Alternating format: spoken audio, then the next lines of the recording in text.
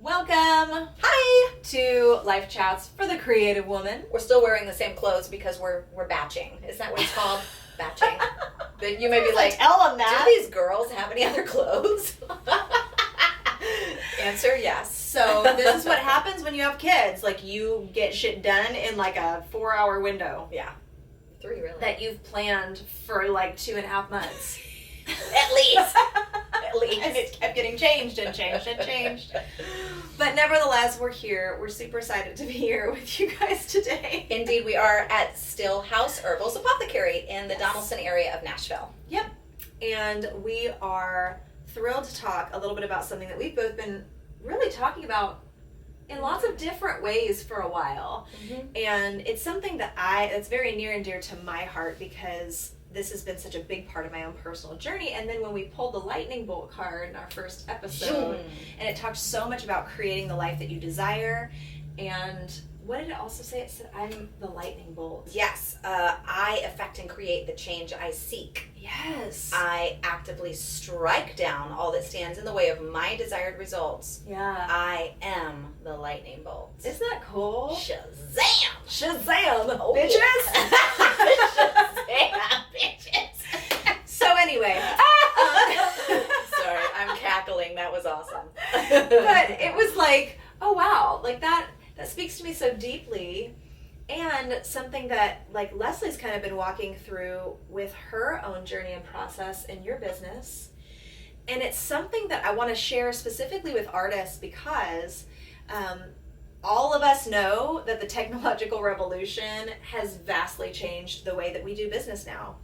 And now that we're in this weird COVID era twilight zone of life that no one really knows what's going on from one day to the next, it's shifted even more drastically. Oh yeah. And I've felt for a long time that I was kind of like the voice in the woods, kind of to the music industry going, look over here, look over here. Like there's a way to make a profound mark with an artist's career that doesn't require the time and energy and capital spent in the way that it was done in the traditional model.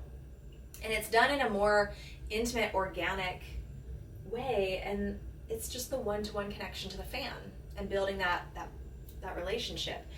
But the interesting thing is that what I've observed over the last decade in watching the traditional music industry model try to figure out how to play in the same sandbox with the tech space and learn how to use social media and technology to continue to promote and advertise its artists, it really is still using this old paradigm philosophy, and they're just trying to apply those same principles to the digital space. Mm-hmm.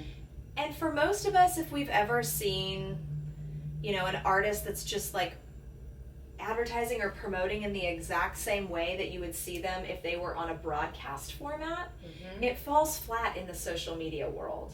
Because it's lacking that intimacy. It lacks the intimacy, it lacks the authenticity, and it lacks that one-to-one nature that social media is all about. We're supposed to kind of have the BTS footage of these artists' lives on social media. It's supposed to be a little bit more in-depth. We're supposed to get to know who these people are. And not to mention the fact that, social media is not a music-centric platform. It's not the radio.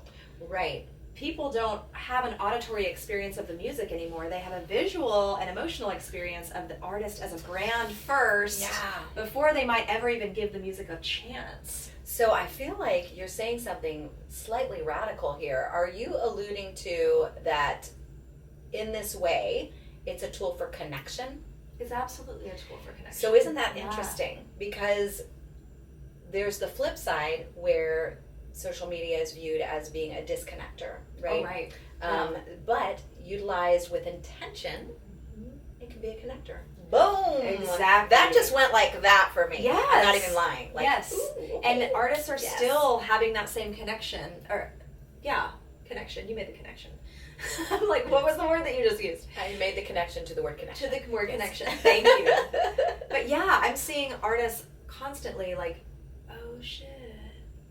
I don't have to play by these rules, and then when they flip it, it feels so much better and more in alignment, and they're more motivated to get on and actually connect and engage and be present. It feels more fun. And it's more enjoyable. And so what we were saying a second ago about the fact that it's not a music-centric platform. So for those of us that grew up listening to the radio, we grew up falling in love with the songs. That's why the knew music every industry, lyric, knew every lyric, every lyric. Those the album covers or the cassette And you'd read all the things, liner everything, notes. and you would just be like, "Oh man, I Yeah. just love that song so much more now that I know that lyric right there, and I really relate to that." Mhm. Like, oh, I miss those days. Yeah, I really do. I know. That was beautiful. I know. I remember think that about, process, like, and I felt like it was beautiful. Totally, it was. But Yeah. you think about like our kids and the generations, like maybe 10 years ahead of them, and obviously the generations that are coming after. Their music discovery is largely going to be on social media, not necessarily an auditory platform first. Right. They're going to fall in love with the artist that they love based on the brand. Right. Because it's a visual interaction first. Yeah. And an emotional one. Because when you're looking at a picture and you're reading copy, you're having an emotional response the same way you would if you heard a song. But the difference is that artists can't get online and just put music out there and expect to grow an audience that's going to financially support them and grow a business. They just can't, because it's not, people aren't interacting with music, they're interacting with pictures and words, and it's so completely different.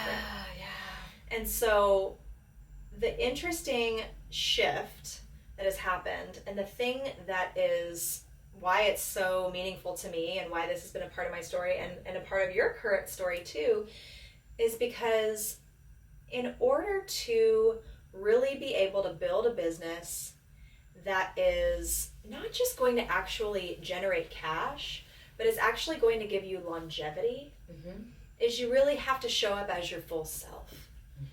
Because we're talking about, again, creating a life and creating a lifestyle that we want 10, 15, 20 years from now. So especially, I know this to be true of clients that I've served that are not mothers yet, but know that they want to do that in the future. Like they know there's a big life shift coming ahead. And maybe motherhood isn't your thing, but most of us have goals that are going to be us expanding into bigger and bigger things in our life. We see that for ourselves. How do we do that if we don't know how to generate cash in our businesses?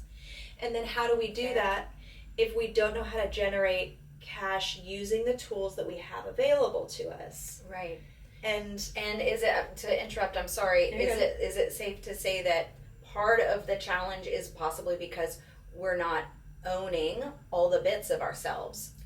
Right. Like fully integrating. Totally. But first you have to own it. You have to accept it. You have to own it, and then integrate it, and all the bits of ourselves being so valuable. Yeah.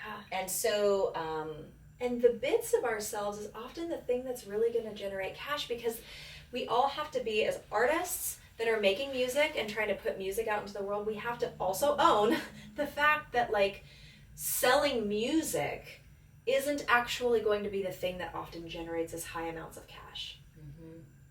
It's just not. Streaming is not generating cash for anyone. Not real cash, unless you are in a position where you maybe had a label deal and you went independent and you had a large audience that you took with you. Followed you. And you had a high streaming number because you already have a large audience, or perhaps you had some sync placements that helped you there. But the vast majority of independent artists, even if they're spending a lot of money to get on Spotify and push onto playlists and stuff, they're still spending a ton of money on the front end to make that happen for very, very minute returns. Exactly. So when you can own all the pieces of yourself, there are typically, because artists, I always say, are like the consummate creatives. They're not just musicians quite often. They're usually highly bright, multifaceted creative beings, and music is a piece of that. Yeah.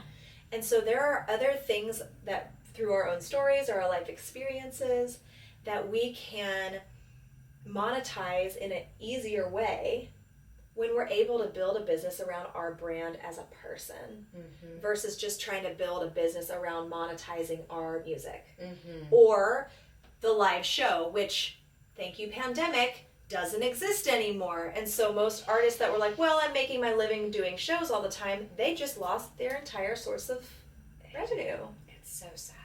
The beautiful thing about being able to integrate all these different pieces of ourselves and create a brand from that place is that it allows you to have multiple streams of income so you're not in the situation that touring artists are in right now.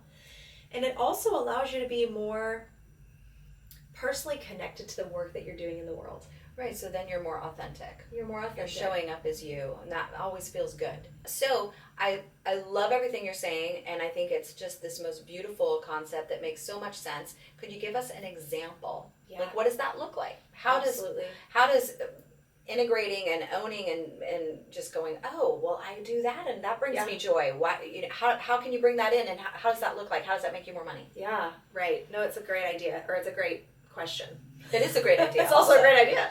I have a couple of clients. I'll use one for example, but she is she's an artist, a songwriter, she's a poet, and she's also a personal trainer. Go figure.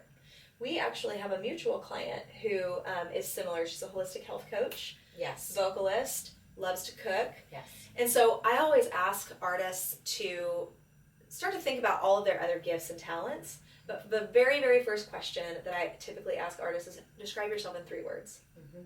And often, once we're able to do that for ourselves, and then we ask that of a few other people in our world and in our life that we trust their opinions of us, we start to get a really good example of not only what we perceive ourselves to be and our work to be in the world, but what other people perceive about us. How we're showing up. For others. Mm-hmm. Mm-hmm. And so from there, you can start to identify that really is the brand. So for my client who's the personal trainer and the poet and all these things, her brand is really about strength, courage, and resilience. Okay. Those are the words that she chose after doing that exercise with herself. Okay. And I'm like, look at how beautiful this is, because you show up as strong, resilient, and courageous when you're writing songs, mm-hmm. when you're creating poetry, mm-hmm. and when you're teaching people how to exercise. Mm-hmm. Mm-hmm. And so when she understood that the umbrella business was courage and, mm-hmm. and teach and leading people to resiliency and strength, that was like, okay, now it's almost like for the artist mind, I'm like, that's the parent label. Mm-hmm. Then your personal training, your poetry, your music, your songwriting, those are the subsidiary labels. Those are the imprints, mm-hmm. Mm-hmm. And those all have their own unique ways of creating revenue for you. Yeah. But, and this is a really much longer topic if we ever want to break it down. Of course. But ultimately, like for her the main revenue stream that made sense for her and her lifestyle and how to integrate all these pieces of herself was a Patreon platform. Okay. So developing a membership community where people could have access to various different things, but they were all around this theme of courage and resilience and strength and health. Okay. So people at the highest levels were getting like 1-to-1 sessions with her as well as music. Okay. And then people at like some of the lowest levels were getting music and maybe like a weekly health like newsletter where she was giving some like recipes or food tips or things like that. Yeah. And for our mutual client, one of the things we've been working on, because she loves to cook and she loves to create like custom recipes for people, is doing like these dinner shows. Yeah. She's a performer. She's a headliner on a Princess Cruise Line. Yeah. And so we put together this idea of her putting together like a custom recipe for a group of people, mm-hmm. letting them be able to cook at home. And then they all log on and she performs a live show for them, obviously via Zoom right now. Mm-hmm. And they're all eating their meal together via Zoom and watching her and interacting with each other. Yeah. And extremely nichey. Like that is extremely so nichey. Cool. But that's like what I love. If you've ever read the book, The Blue Ocean Theory, I'm totally going to botch it. Or The Red Ocean. Oh, I'm botching this hardcore. I don't know. Someday, we'll look it up. I will look it up and get this right, and I will have it linked in the comments, the actual title of the book. But for those of you that love marketing, you've heard this concept, and it always talks about when you build a business, you don't want to build something that has to compete in a blue ocean, because you want to create a red ocean. That way you don't have to compete with the one thing that you like. So milk, for example, everybody that goes into the milk production business, they only have one thing they can compete around, and it's price. Mm-hmm. Unless you're getting to the organic market or something like that. Mm-hmm. But if we're just talking about straight up like grocery store milk, they compete around price. Yeah. How else do you make milk any different, right? Yeah. But as an artist, if you're just putting out songs, guess what? You're competing around, I say this all the time, I'm like, there's thousands of other blonde girls with a guitar that are doing country music. What makes you the one that people are going to click follow or stream the song Absolutely. next to the other one. It's Truth. It's because somebody resonates with you as a person and what you stand for. And so if you're also really into cooking, the people that like your music but are also kind of into that too, They're going to lean your way. They're going to lean your way. Yeah. And, you know, again, like I hear this all the time in marketing circles, especially in the online world, but they always say the riches in the niches. I like to add bitches. Yeah. But the riches are in the niches, bitches. Yeah. They are. And that is how you create a red ocean, because there's virtually no competition. And the beautiful thing, if we take it back to like this really spiritual place, is that we're all uniquely gifted. Right. We're all our own people. And also what's beautiful is there's that piece of connection. So that person who sees the country music artist who also loves to cook, and they love to cook, they feel relatability. Exactly. They feel connection. There's a greater sense of feel intimacy. belonging even. And those are things that, as human beings, that are meant to be connecting with people. Yeah. That feels good. Yeah. That's I bet there's oxytocin around that. Totally. I bet there's some gorgeous, yummy, joyful hormones around that just help us feel good, like happy. It totally happy, does. happy, Everybody happy wants chemicals. to belong. It's like our reptilian brain. We want to be a part of a tribe, a community. Yeah. And the beautiful thing about that, if we take it one step further, is that it makes making money even easier, because people are being so served by what you do, Right. that you're not having to sell them. Right. On You're just anything. being authentic. Yeah. And owning those parts. Yeah. Just kind of gathering those parts and integrating them. Yeah. And saying, this is me. Totally. And I think that like it's a really new school way of doing business, is going, what is my task? What am I here to do in the world?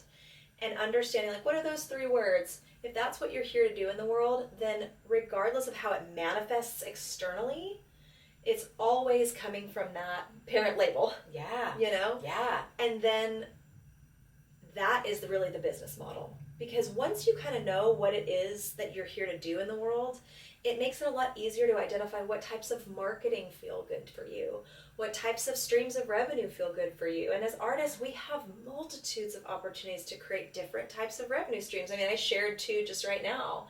One that you're working on right now is including a lot of like your holistic health consulting in with the vocal piece and helping. Like, what were you telling me about your client that you did a tour package? Yeah, helped a client put together like what things to take on tour with her that would help her with her wellness, her vocal wellness and overall wellness, anxiety, all the things. Yeah. All the things. And I thought it was so brilliant because customize it. Just in our friendship, and I'm like, how does this woman have the bandwidth for this? Like, it's profound. Like, our text threads, Leslie's like, girl, this is this cool recommendation. Like, you are the recommendation queen. I really am. And I'm sitting in this beautiful tea shop, and I'm like, oh my God, like I need to just hire Leslie for a day to take me around to the cool holistic places and tell me what I need. This doesn't come naturally to me, but I love all of it. So I'm like, I need to borrow someone else's brain on behalf. And so we were just talking about how beautiful that is, just a natural gift that you have. Yes. That you can integrate into your business as a whole. I don't even look at it as a gift. It's just so funny. It seems so simple to me. Yeah. But that's what's beautiful. We're all so different, right? And you enjoy it. Yeah, and you exactly. get to serve your clients at an even higher level. Because most vocal coaches don't include, like, I'm going to take you shopping and develop, like, a toolkit. Yeah. A practical toolkit. Yeah. So as you're on this vocal journey, you're going to have, like, it's not just you and your voice. Right. And a teacher. Right. Definitely the holistic model. I really address everything. Anything that comes up, it's just like, it's all a part of it. Mm-hmm. I just love what you're talking about, because if you keep coming back to the touchstone of, like you say, those 3 words, for instance, that beautiful umbrella. Yeah. If you just keep coming back to that, that's a simple thing to do. Once you've owned that, once you've made that your mantra or what have you, you keep coming back to it. It's like your touchstone. You keep coming back, and it must answer so many questions for you. Oh, yeah. When you're just unclear, when you're confused, there must be so many great things that can be spurred just by coming back to that. So thank you for giving those examples, because we were in some really beautiful concept talk there, but hopefully it's become more clear with Lindsey going a little further into that. Yeah. And the thing I want to leave everybody with as just another key piece is just understanding that if you do truly want to build a business as an artist and you're struggling on how to make it your full-time living, understanding those other pieces of yourself is actually the thing in this day and age and in this economy that is going to provide you the income to continue to do the music until the music becomes potentially more profitable than the other pieces. And sometimes you can integrate it into this beautiful offering where all of the pieces are a part of the composite whole, but often we have skills that are much more easily monetized than music, that if we can bring them in and pull all these pieces of ourselves into this bigger picture, those are the things that are going to start generating income for us easier, that are going to allow us to continue to do the work of the music, because that does take some time. And there's crossover. I'm sure there's plenty of people who would be your client or your customer for more than one thing that you do. Totally. Because they're going to like you and what you stand for. So now they're going to be like, oh, I can buy this person's cookbook. I'm just throwing something out there. Totally. I can listen to her music. I really like her. I'm going to go buy her cookbook. I'm going to, like, whatever it is. I mean, it's true for so many artists. Like, we think about, like, people that love Jessica Simpson probably bought the shoes just because they liked her. True. You know? So true. Or Britney Spears' perfume, or like go down the list. Yes, Trisha Yearwood has her cooking show and her cookbooks and all of that. And I'm glad you brought that up. So like we can wrap it up with this because I love this. I'm like, dude, I say this to my clients sometimes. I'm like, you don't have to think of yourself as so one note. Like you're fucking Damon John. He doesn't just do FUBU. You think about him when he's on Shark Tank. Like, he's got his hands in all kinds of different businesses. And again, like, our old paradigm approach to building a business as an artist is often, okay, well, I just have to focus on this one piece. And when I get successful enough, then I can branch out. Because, again, most artists I come across are these multi-creatives that are doing music, but they're also designing fashion. And they're also doing all these other cool things. Yeah. And they're like, but when I get, like when Justin Timberlake was finally famous, then he designed his own clothing. Yeah. And I'm like, you actually have the opportunity because of the tech space to be a mogul right now. True. And live a life that's more integrated, that you're more passionate about, because you're not cutting off pieces of yourself to fit into this one mold to just be a musician. And granted, there are probably some people out there that just want to do music, and that's beautiful too. Absolutely. My experience with most women, and I think this is probably a woman thing too, because we are, like, we can multitask. Oh yeah. Is they usually want to have their hands in lots of different types of things. And so I just think that understanding that this model is available is a freaking life changer. And just owning all the parts of yourself is good medicine.